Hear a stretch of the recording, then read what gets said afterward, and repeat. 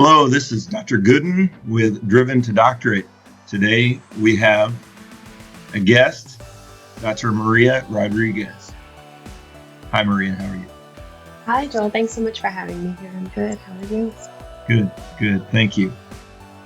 And we've been working together a few years, I think, but officially I became full-time about a year ago. So, but I wanted to have you on. Thank you.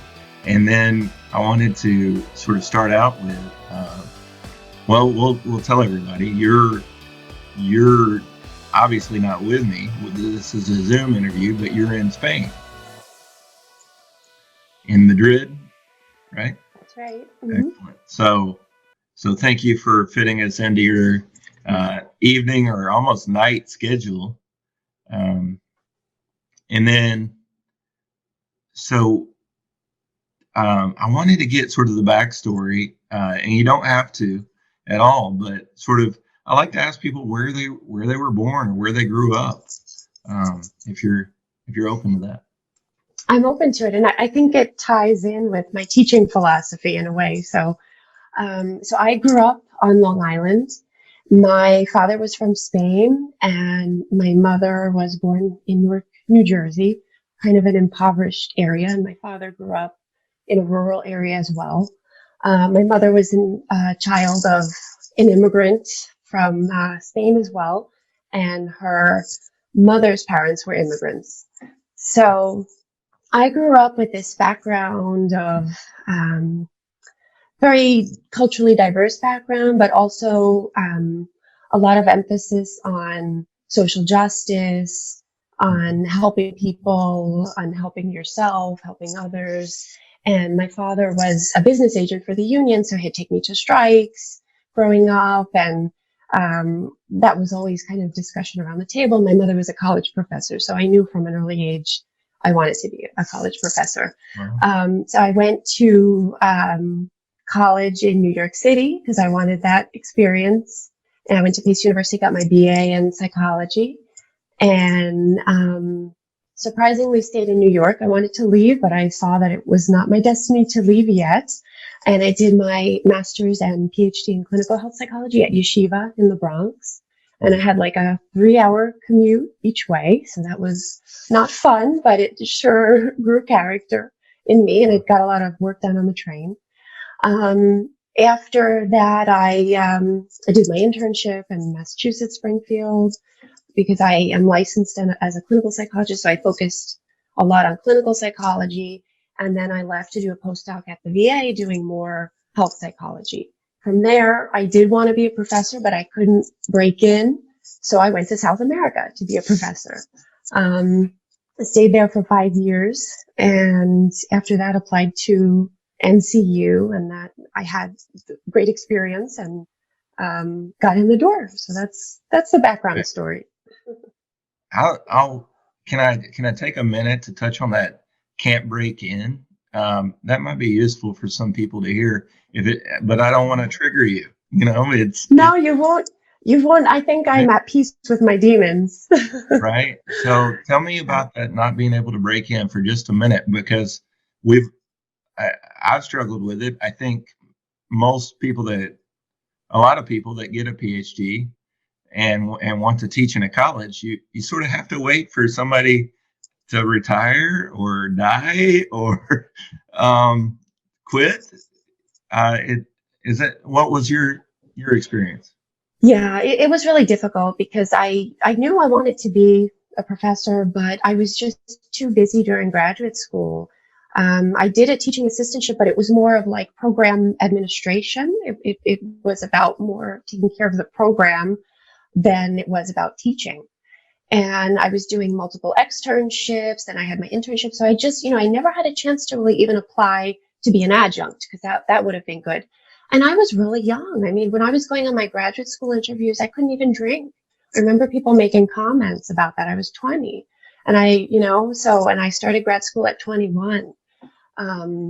So that was also a different, part of the context for me. When I graduated and I started looking to become an adjunct, I was looking in New York City. And nobody would even answer my emails, and my own school was not really interested, nor did I want to stay there because it was a different teaching philosophy that I knew I really didn't agree with. It was kind of like, we are the gatekeepers, and that wasn't what I wanted to continue with, and that's why NCU is a good fit for me. So it was difficult, and I just, by luck, I sent a lot of emails to Spain, to universities in Spain and South America, because I did want to live internationally.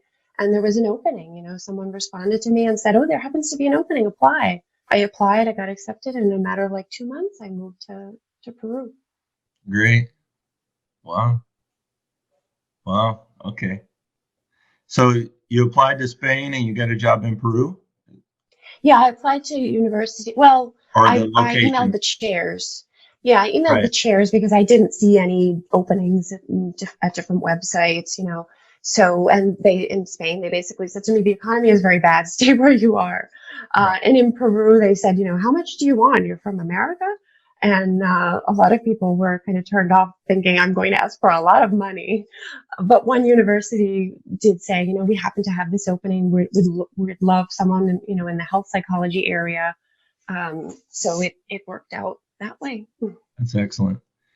Yeah, I think maybe what is the takeaway from that, not to from your story, but for other people, it's sort of like you have to take the opportunities that you get, I think, and realize that you may not get the double doors spreading wide open for you the very first application you send for a new job.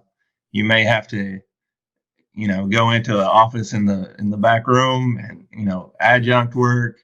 um, I've even encouraged some people to get a job at a university, start making those connections. And I don't know, but it's always, normally some people get the great job the first time, but a lot of it's a lot of rejection as well. I don't know if you experienced it that way, but it's like you send out 100 applications and you probably get 100 rejections, and here you are with your new PhD or whatever, and you're like, I was supposed to be able to get a job with this.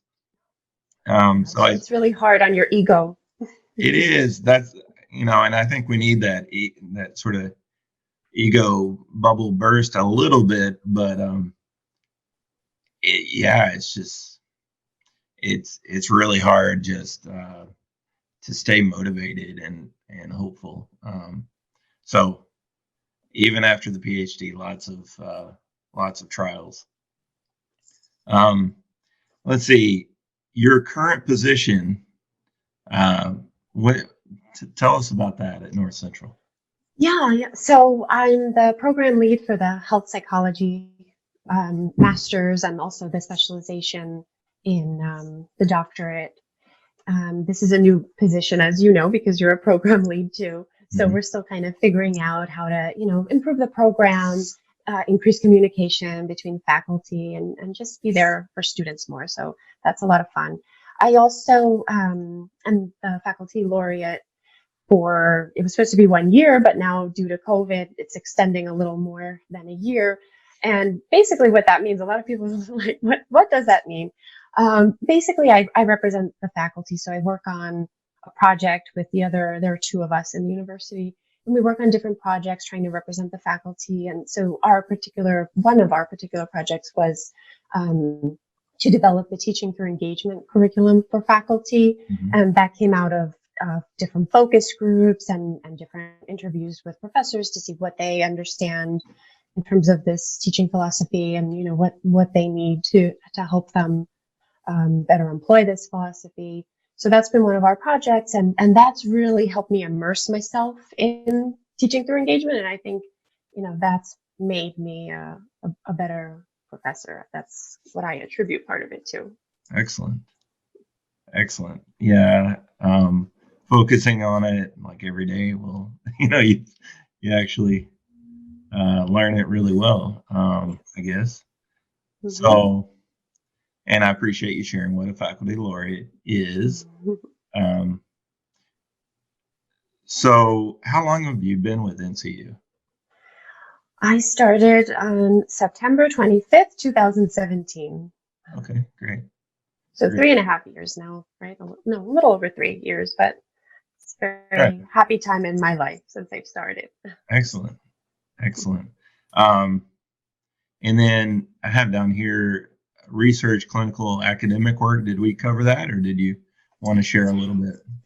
Yeah, so we've done some research within the health psychology program, specifically within the internship, looking at students' experiences, students, what competencies they were able to build. So that's some of the research within NCU that I've done, but I've mostly done my research and continue to do it at the VA, where we design, implement, and then evaluate different.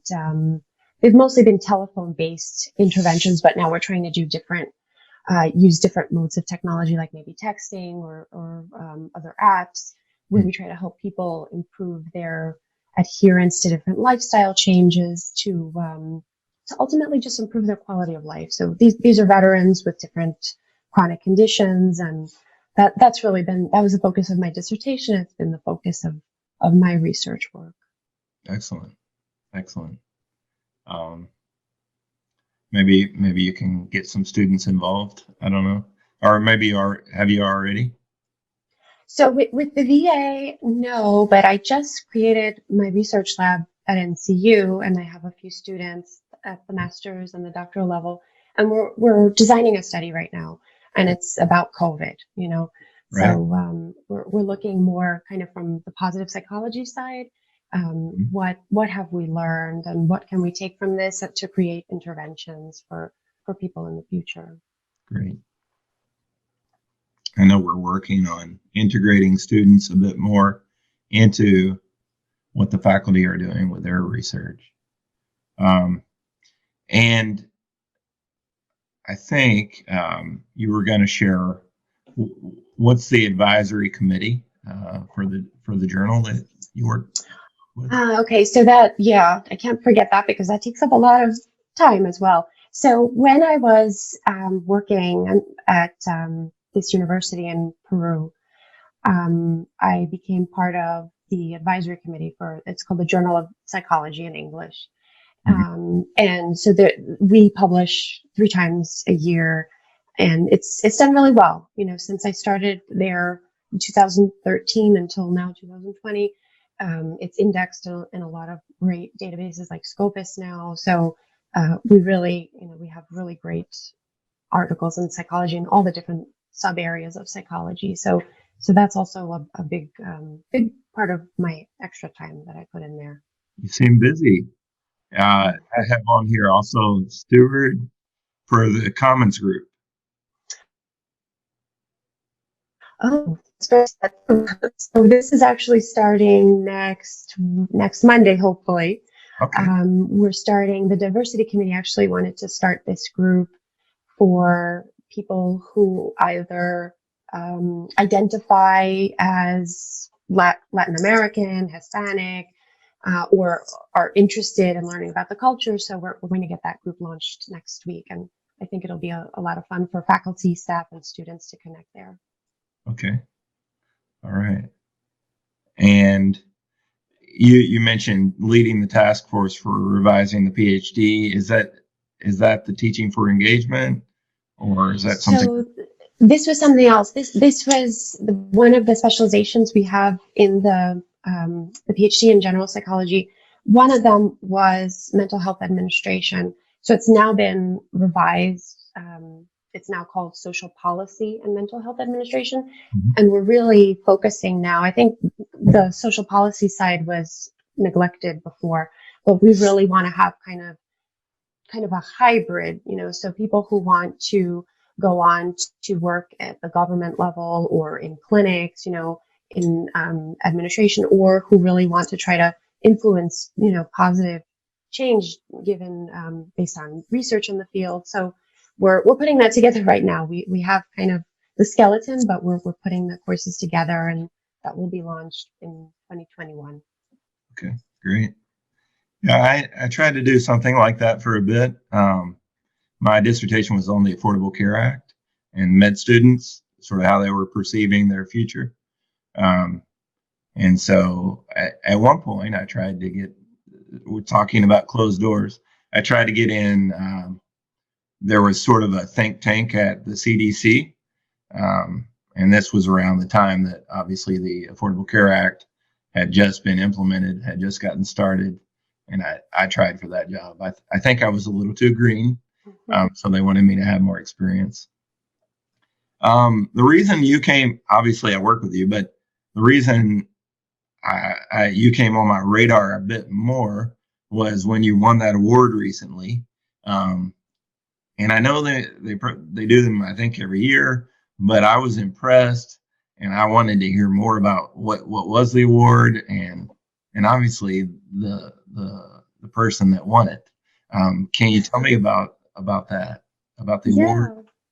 Yeah, of course.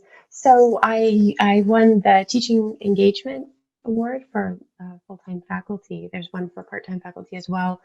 And I've known about this award since I started, and I've also had this goal of being able to win eventually. So I was really excited. And I think, I use multimodal feedback a lot, and that's a direction MCU wants to take. And some courses like our Psychology 7 101, you have to, professors and students have to use multimodal communication.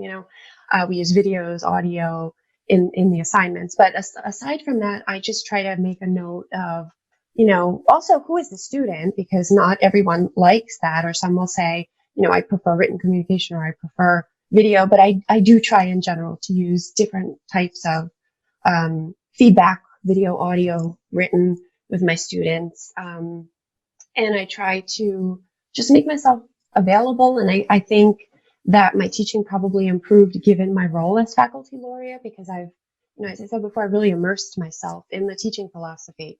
And I think my mindset has changed even more. I think, I came out of school and I had to unlearn things, and I had to detrain myself in being the gatekeeper. And that fit well with me. It's a good thing it fit well with me. But I think, kind of studying the philosophy more has really helped me just be a better teacher, and the types of feedback I give and the engagement, reaching out to my students more. And I'm glad that it shows. Do you find that you do that more? Is it across sort of, I think of my teaching, and maybe you think of yours in the same way. We have our sort of course room teaching, and then we have our sort of dissertation, subject matter expert work, and AR work. Do you think of it that way as well? Sort of dissertation stuff and then the course stuff? I do. Do you use that in both places, that style of teaching? I do. And I think something else that, now that you mentioned the dissertation side, is I have more of a team-based approach. So I really rely on, in this case, my subject matter expert if I'm the chair. Mm-hmm. And I, kind of to cover myself too, I want to make sure that it's evident, so it's great when the associate dean is your subject matter expert and this person knows that you're working hard. But even if, whoever it is, I really try to get them involved to try to help the student, because I think, well, maybe sometimes it's the way I'm saying it, the way I'm thinking, and, we're not connecting. So maybe if someone else comes in now, the student can really move, kind of progress sooner. So I think the team-based approach with the dissertation students, that I think I've done that more in the past year too. I think that's helped me teach them, because I learn, and then I get to learn how my other colleagues approach certain issues that come up, So you bring in Dr. Peter Bradley, is that? I didn't want to say the name, but you. Loves attention. No, I'm kidding. He probably would hate this, but we'll tag him. I'll tag him in the video. Okay. He always, he's very humble. It seems, and quiet, and it's one of those, when he speaks, you should probably listen because it's important. Anyway, so how do you bring Dr. Bradley in? So I have a few students with him actually, where I'm the chair and he's the subject matter expert. And we've had one student where I've struggled a lot, and I felt like I need to do better. What can I do to help her progress more? And so I've just been in touch with him a lot, and I've said, this is what I've done, this is what I've said, this is the feedback I've given. What do you think? We had also a meeting together, the three of us, and I think he's looked at a given chapter multiple times, and but this is one of the more challenging cases where we're just all trying to make sure we're on the same page, and I think we are at this point, but it took a long time, and I think without asking him for his opinion, I don't know if we would have gotten where we are. So he's been very, very helpful, and he has a lot more experience, so I'm humble in that way, that I understand when I need to listen. Well, I can say this, you were talking about that project and that dissertation. He's one of the main reasons that I really sought a job at North Central. Just working with him part-time, just like really, really good. I felt welcomed, and he treats you professionally. We could make a whole interview about talking about him, but I'll have him on someday and try not to embarrass him too much. So you did publish out of the faculty laureate project, or that? So that not yet. It's not a publication yet. Paper We set. did a presentation. Yeah, we did a presentation that it wasn't even psychology related. It was actually an accrediting conference for the business school. But it was great because the whole theme of the conference had to do with student engagement. So we, given COVID, it was not a live conference, but it was great to have this live webinar and all these people discussing student engagement. It was wonderful. So that was our first presentation, and we have more to come too. Okay, great. Sorry, I've never had an interviewee so prepared, I think, and I'm sort of like going down your list and trying to just make sure I don't skip something, but that's really good. You can. It's totally fine. Because if I don't write things down, I don't even know what I'm doing. I'm in so many things, so many places. So that all being said, I'm going to take myself away from the list for a minute, or the sort of the agenda, so to speak, for the interview, and just say, what do you have to share with either other faculty or with students, that something you really want them to know, something you think that maybe you have some insight, and you could share with them? Yeah, I think it would have to do with this growth mindset that's part of teaching through engagement. Just because it's been such a revelation for me, and it's helped me understand some of the trauma I went through as a graduate student, how that model of being the gatekeeper was not helpful. This model of telling people you don't have what it takes, to be a writer or to be a psychologist, that just, it doesn't work, and I think, there are some faculty who can be frustrated, and some students too who feel like, I'm not good at this. Mm-hmm. But when you use this kind of more of a coaching based approach, so it's not just about the content, but it's also about helping the person feel comfortable, like they can change, you can learn this. If you work hard at this, you really can do this, I think that just has been, it helps me kind of align my professional teaching philosophy with my personal philosophy. So for me as a person, it works well. But I think for others too who struggle as students or professors, I think if they start to think about the growth mindset versus a fixed mindset, I think that, I think things will become easier, because you will become more patient with yourself or with the person you're working with, and your expectations will be different. It's not necessarily that you lower your expectations, but that they're more realistic and that maybe we need to take more time to work on, whatever it is, a problem statement or, learning certain content and courses that students tend to struggle with. So for me, it would be, I joined the book club last year on growth mindset and education.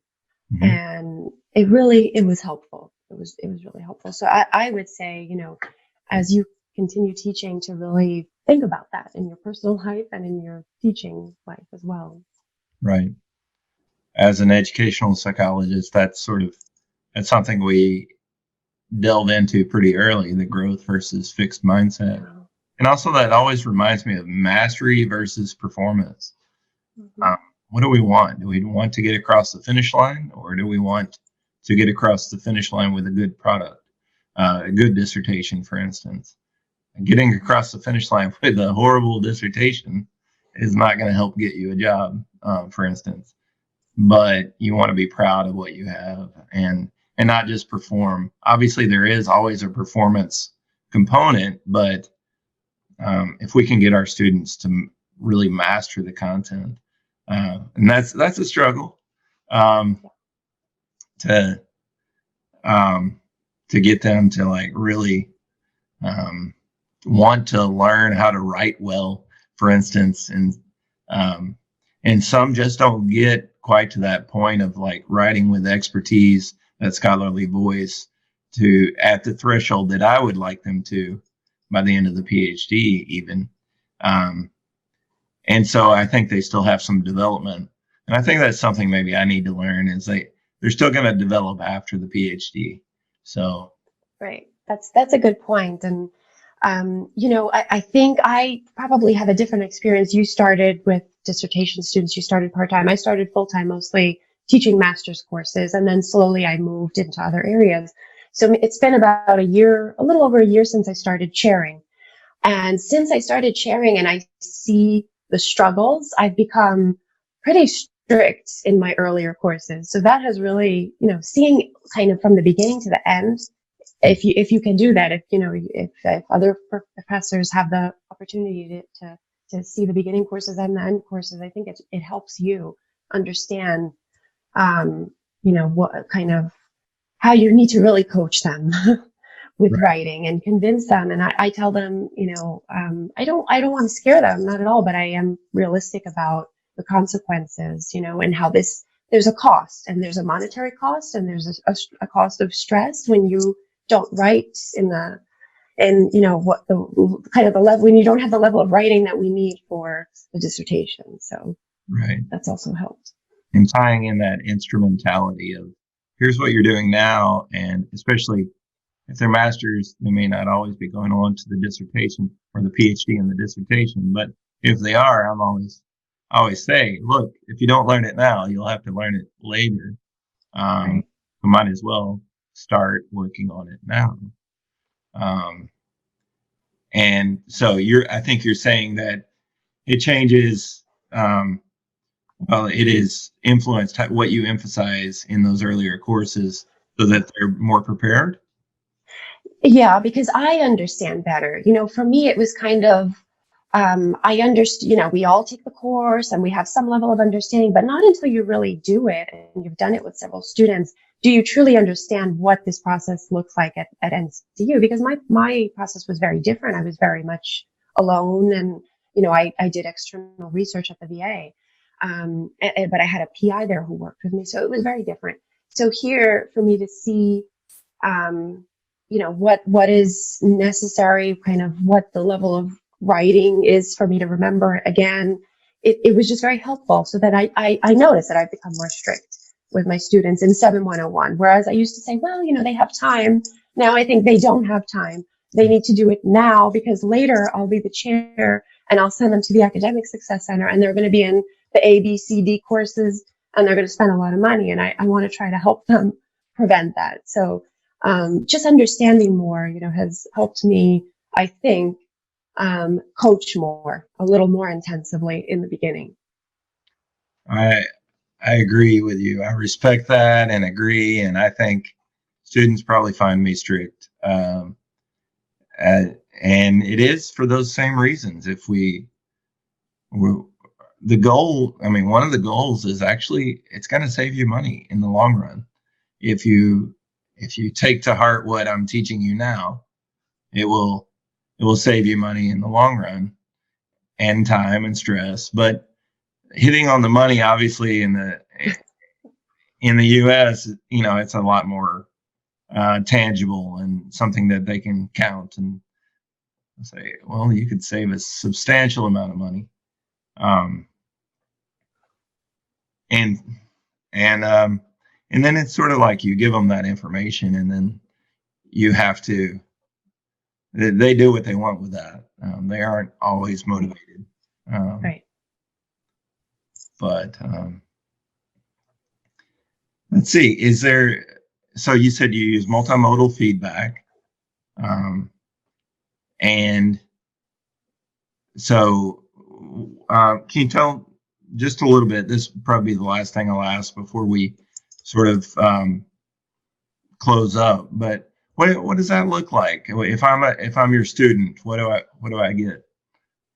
Sure. So I'm thinking about the dissertation sequence. Mm-hmm. When I have feedback that is somewhat extensive on writing and content, what I'll do is I'll mark up the document, but then I'll have a video to accompany that. So I'm actually walking the student through my comments. Mm-hmm. And, sometimes I think it actually does save the student time. Sometimes they still may have questions and then we'll speak, but I notice that tends to help them move along quickly, because it can be, a few days before we can find a time where we can meet, so that they can go ahead and advance with that video. And then we can speak and look at maybe the next draft. But so that's in the dissertation sequence, what I'll do. Of course, I always leave written feedback because that's key there, but sometimes I'll have a video explaining the feedback.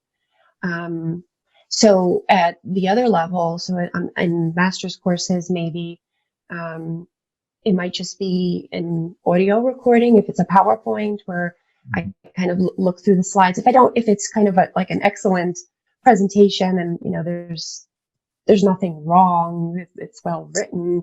And then I'll maybe just kind of have a discussion with the student. On this slide, you had this comment, and maybe add a little more to that, a teaching point, or ask a question. So, those are just some examples, but I don't have a formula, it's just kind of what feels right for that assignment with that student. I also think about interactions we've had, like if we had a conversation earlier that week about something and I tie that in maybe.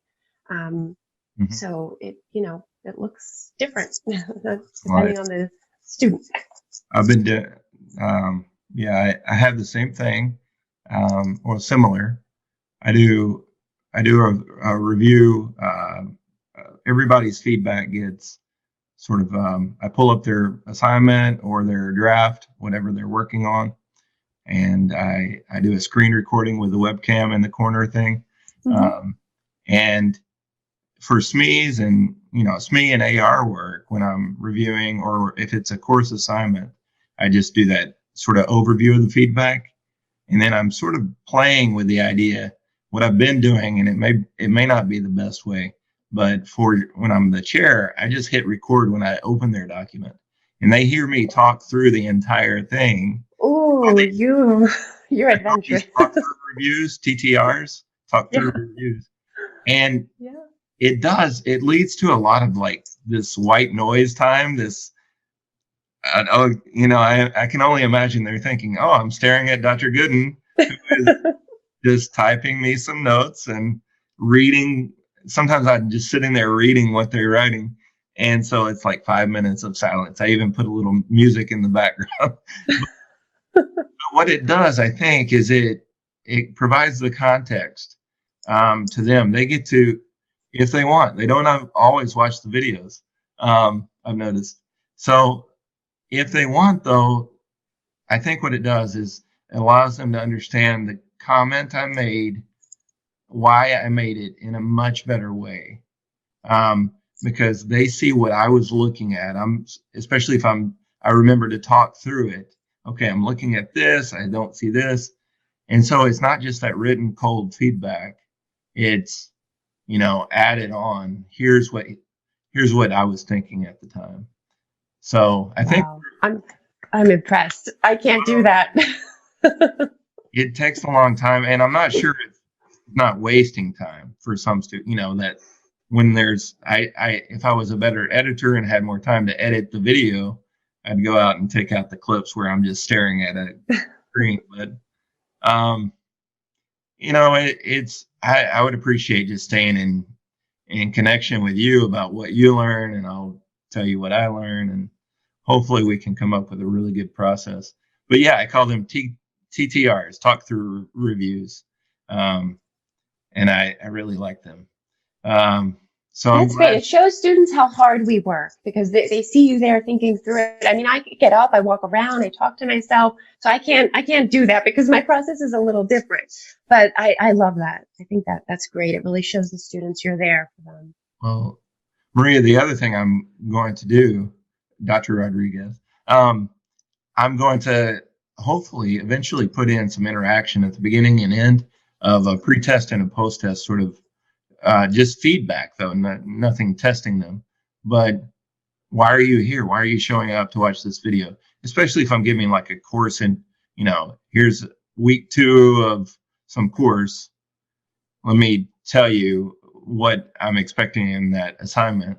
Mm-hmm. So I'm going to collect data at the beginning and at the end and say sort of level of motivation, things like that. Why are you showing up? And then at the end, and then hopefully with the right IRB process behind it, I can publish that as well as improve the whole process. So I'll get it away from me, and let's see. I'd asked you, have you written any books? Are you involved with Twitter or Pinterest or whatever it is you're involved with? Can you tell us? Yeah, I'm studying. It's a hobby I have right now. I'm studying social media. So right now I'm not there yet. I'm on LinkedIn. I have Twitter, but I don't have it set up. Mm-hmm. Mostly LinkedIn professionally right now. I have a book in the works, but I'm doing a market research study right now, so that won't start for a while on mindfulness, but that'll be next year. I've written mostly academic articles. That's really what I focused on. And if you want to get rejected and reapply, then, that's good for students and professors to know. It's really hard to publish articles. It takes a lot of energy. So that's what I focus on. Although now I'm starting to shift away from that because I'm feeling like, I want my research to get out to more people. I want it to make some sort of an impact. And I don't feel that it's done that up to this point in these, medical journals. Right. And you gave me some things to share. A link to your academic minute with your work at the VA, which I can put in the description. Mm-hmm. Your link to your Springer article on sustainable development goals, gender equality. And then I'm just remembering, I'm seeing it here. You received the 2020 Early Career Professional Award with APA. Yeah, that was really nice. I just got that too, kind of just to recognize, grads. They consider early career 10 years after your PhD, and I'm just kind of leaving the 10 years behind. But mm-hmm. It was just kind of a recognition for different things I've done in the field. So that was nice. That is excellent. I'm very impressed by all that you've done, and hopefully all that you continue to do, and I hope to learn from you and with you. Is there a way that if people want to sort of keep up with what you're doing, is it follow you in the comments? Is it an email? What do you have that even people outside NCU could sort of keep up with you? Yeah, for now it's probably LinkedIn, and I didn't give you that information, but I can send you that because that's kind of where I connect with people and update the information there for now until I feel comfortable with my studies of social media to enter that realm. It's a, I think it's a dangerous realm. Outside of LinkedIn, I think that are you doing research into social media? Like true, like No. I'm reading to see how to go about it successfully without wasting too much time. well, It's interesting. It interests me. So it's extremely interesting. It's extremely poignant for this time and the world, but it's also, an easy place to get in an argument and waste hours of your time over nothing. Generally, you find out at the end that you actually agreed with the person, but and then we get into sort of cancel culture issues and just how public to be. My Facebook, for instance, it's fully public. So I don't write anything that I don't, that I'm really careful in curating everything, but then it's impersonal because you don't get any sense of my personality from my Facebook because it's all just like, here's some positive things to think about, some, flowers and butterflies. Yep. And so, yeah, we'll see where you land with that. You'll give me some pointers. I'll learn from you too. Thank you. I can a little bit, but thank you so much, everyone. This has been Driven to Doctorate with Dr. Maria Rodriguez. Thank you very much. Thank you.